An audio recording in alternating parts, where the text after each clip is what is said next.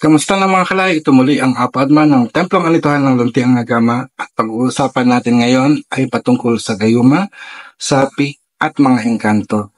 So, yun na nga no, gayuma. Marami sa inyo ngayon ang naghahanap ng gayuma. Bakit ba? Kamusta ang love life ninyo? So, hindi maayos ang love life ninyo, kaya naghahanap kayo ng gayuma para isaayos. Pero ano ba ang sa tingin nyo ang mabisang gayuma? Kasi maraming naghahanap ng gayuma, yung tipong gagamitin nila tapos papainom nila sa kanilang minamahal o yung kanilang sinisinta at yun ay tatalab na by obeying whatever they want. So gusto nila ng mind control, gusto nila na ma-handle nila na lahat ng gusto nila ibibigay ng tao na ginamitan nila ng gayuma. Pero ito ba ay nararapat? Ito ba ay maganda? So ano ba nangyayari? No? Although, yung ganyang klaseng gayuma ay nangyayari. Pero sa akin, hindi ko binibigay yan dahil kasi naniniwala ako sa free will at divine will. Although talakin natin yan kung ano yung free will o yung talagang o yung kalayaan ng taong mamili at kung ano ba yung kalooban ng Diyos, no? So, sana napanood yung maigi yun, no? Pero dito, yung gayuma na gusto kong pag-usapan is gusto natin na natural ang pag-ibig na ibibigay sa iyo. Alam ko ang nararamdaman mo, pero huwag kang maging bully, huwag kang maging selfish, na kung anong gusto mo lang. Eh kung hindi ka gusto ng ibang tao, di ba? So dito ka hahanap. So yung gayumang iniisip ninyo na pag ginamit ninyo, susunod kaagad ang taong ginayuman nyo, ay hindi yun gayuma. Ang tawag din ay lason. Bakit naging lason? Kasi pinapatay niya ang kaluluwa ng tao o inaalis niya yung kaluluwa ng tao at sinasalina niya ng panibagong kaluluwa. So ano yun? Actually nga, meron nga kasing kwento, isang matandang Aita, no? Ng Sambales. Matanda siya, ang galing niya manggayuma. Dahil pumunta siya, naglakad siya sa Quiapo, may 7 magagandang batang babae. Parang patutuo na sila, yung gayuma niya ay epektibo. Pero ano bang ginawa niya? Ano bang ginawa niya sa gayuma niya? Anong sangkap na meron sa gayuma niya? Alam niyo kung ano? Sasabihin ko po, huwag niyo po, pagsasabi sa iba, lalako, patay tayo dyan. Hindi, ganito kasi, ang mga manggagamot noon, no, ay uso sa kanila manghuli ng mga engkanto. So, yung mga engkantong ito ay mga nature spirits na wala naman talagang pakailang. Pero once in prison, yung manggagamot ay may control sa engkantong yon, no? So, kadalasan, tinatrat sila na tatanggalan sila ng bahay at mawawala ang kanilang lahi. Dahil yun naman ginagawa talaga ng mga manggagamot, mga nanggagarote. Pero maraming reformed na nag-aanting-anting na kinikilala rin yung karapatan ng mga engkanto. Although siguro sa susunod pa ng pag-usapan natin about engkanto, ano ba talaga mga sila, no? So, pero ito yun nga, no? Ginagamit nila yung engkanto, ginagawa nilang gayuma, dinalagay nila sa bote at sila yung kapangyarihan na kontrolin ang katawan ng tao. Pero ano ba talaga nangyayari pag ito ay ginamit mo? So, pag ginamit mo yung gayumang iyon o laso na may engkanto na nakakulong doon sa bote, pag pinahid mo, yung engkanto ngayon ay sasapi sa katawan ng tao na ginamitan mo. So, yung kaluluwa ng taong ginamitan mo, mag-struggle yan hanggang sa mawalan siya ng power at ma-overtake ng engkanto yung katawan. So, yung kaluluwa ng taong gagayumahin mo, is nawala. Ano nangyari? So, ibig sabihin, nagiging busaw na siya, nagiging kaluluwang gala na siya, no? Nagiging galang kaluluwa na kung saan ay nagpupumilit na bumalik sa kanyang katawan, pero yung katawan niya hindi niya na magamit kasi nga controlled na ng engkanto.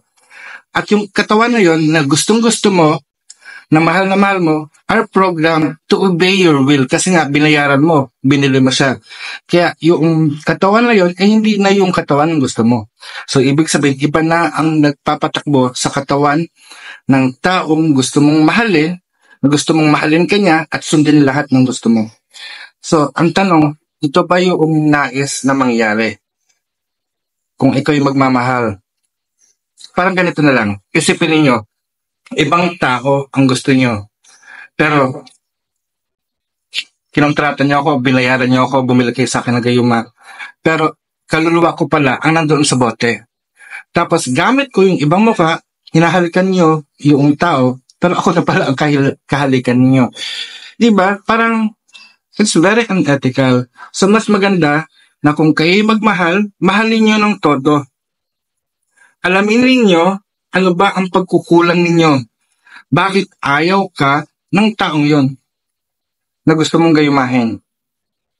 Aralin mo sa sarili mo kung bakit. At kung sakali naman, sabi mong lamang naman, aalamin natin ano ba yung gusto niya. Pero siyempre, dapat maging totoo ka. Kasi nagiging problema, sa totoo lang, may mga lumalapit dito na gusto lang bumalik yung kanilang mahal sa buhay, pero they are not willing to amend. Kasi iniwan ka na nga niya eh. Ibig sabihin, ayaw niya. Pero kung wala kang babaguhin sa sarili mo, anong reason para bumalik sa'yo yung tao? Diba? Kasi pampaamo nga, gusto mong paamuhin, pero tarantado ka naman, sinasaktan mo naman, ginuguto mo naman.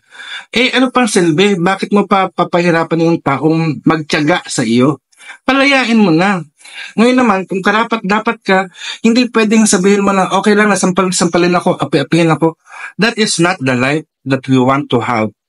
Each one of us were given life by the divine creator. Binigyan tayo ng buhay ng Panginoong may kapal para i-enjoy natin ang buhay. Pero anong klaseng buhay? Buhay bang pagdurusa? Eh pumunta ka na lang ng impyerno. Dinadala mo yung impyerno dito sa lupa. Ikaw din, nasa sa iyo kung gusto mo na gamitin ang kapangyarihan ng engkanto, kalayaan mo naman yon, no? Pero kung ikaw'y lumapit sa akin, tayo po ay nasa Luntiang Agama, Natural Divine Arts Shen Healing at Templong Alituhan ng Luntiang Agama. So pinapairal lang po natin dito is mga natural na pamamaraan. Ayaw nating artificial or yung madali ang paraan. Kasi tinuro sa atin na pag tayo sinilang, hindi naman tayo lumabas sa sinapupunan ng nanay natin na malaki na, bigotilyo na, no? Hindi. Nagsimula tayo baby. Yun po ang tinuturo sa atin ng panahon. Huwag magmadali, i-enjoy mo ang iyong buhay. Kung ikay bata pa, enjoy mo yan. Diba? Dahil kasi darating panahon maghihirap ka. Ang paghihirap na dinaranas natin ay bahagi ng buhay. Ito ay nagtuturo sa atin kung paano manindigan at maging matibay. Pero pwede naman pagaanin ang bagay-bagay. Kaya merong mga ritual, merong mga panalangin. Kasi ang mga diwata natin, willing silang tumulong sa atin. Daanin lang natin sa prosesong tama. Dahil ang lahat ng bagay hindi minamadali.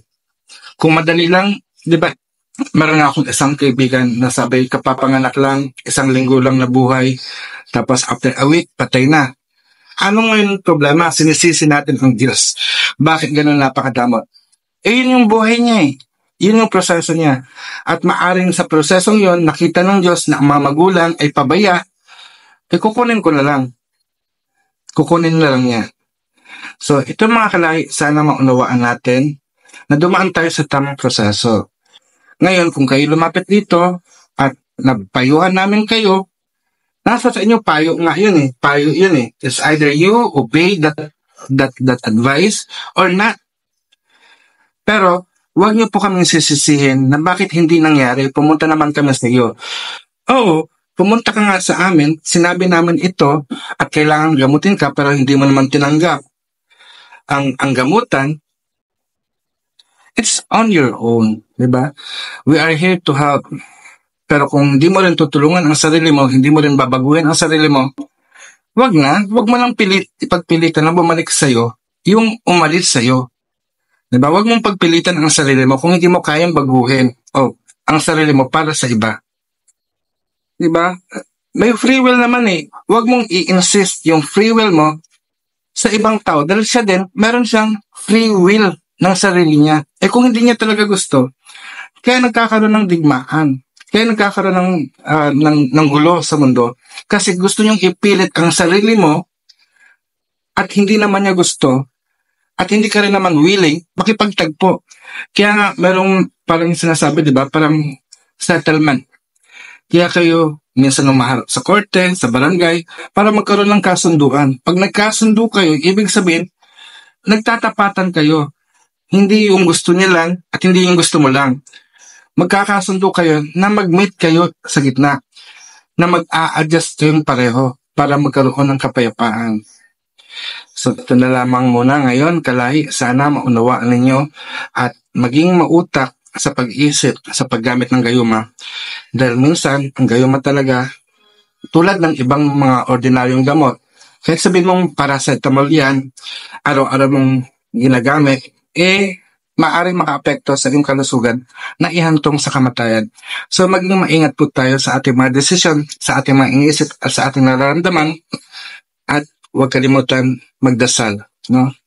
Ikaw ay banal. Isipin mo yan, you are holy. You have your own power because God is within you. And God allows you to live right now and to let you know that God is with you all the time.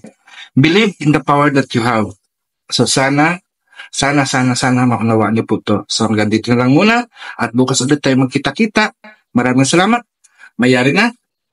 Pagka sa atin, paalam.